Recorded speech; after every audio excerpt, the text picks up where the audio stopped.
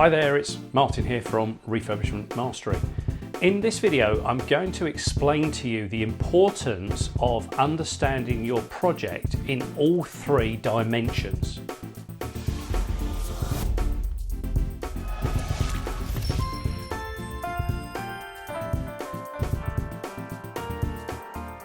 I've seen a lot of projects in my career, and sadly, some of them have not worked because they have not been considered from a three-dimensional perspective. And you might say to me, Martin, I don't really understand what you're talking about here and what the importance is here. So let me explain that in a little bit more depth. Normally, when we get drawings from an architect, they are two dimensions. They are left and right, up and down. They are sitting flat on a piece of paper, and we can see the layout of the property that we're refurbishing.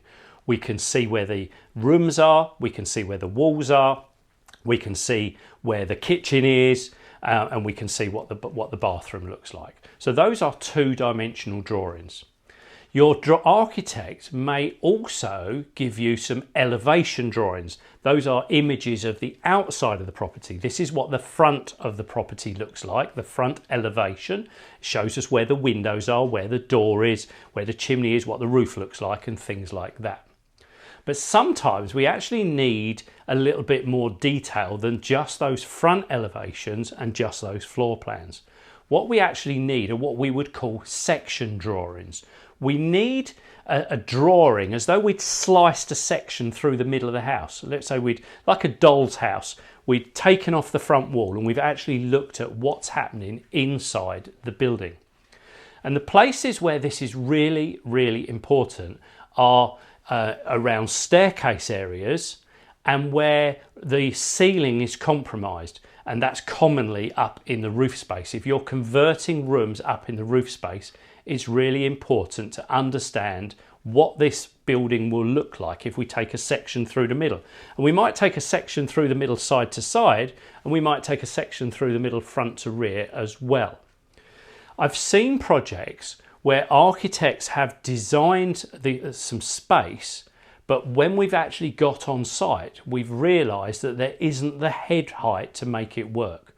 And this is commonly things like trying to put cloakrooms or en suites underneath staircases.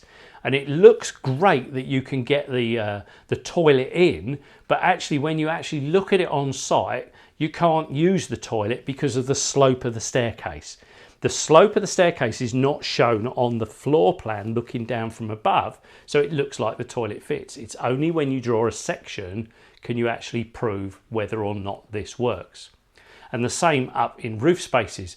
I've seen showers in roof spaces that look great on a two-dimensional floor plan, but when you actually get up there and you find that you've got a pitched roof, the shower doesn't actually fit in there. You can't get the shower head high enough, and you can't get a glass enclosure in because of the slope on the roof.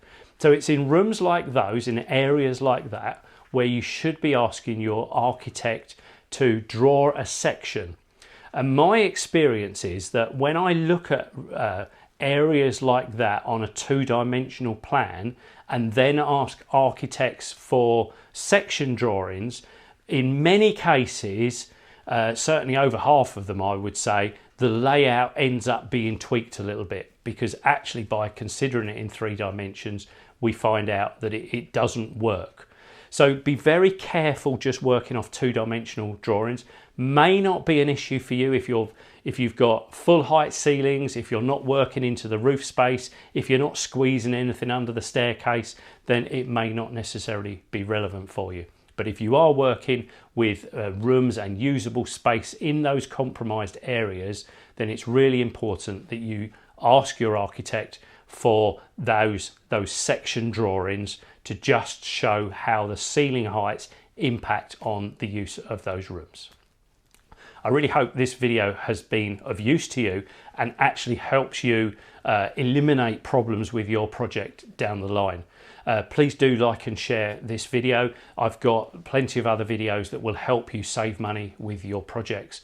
So I look forward to seeing you on another one.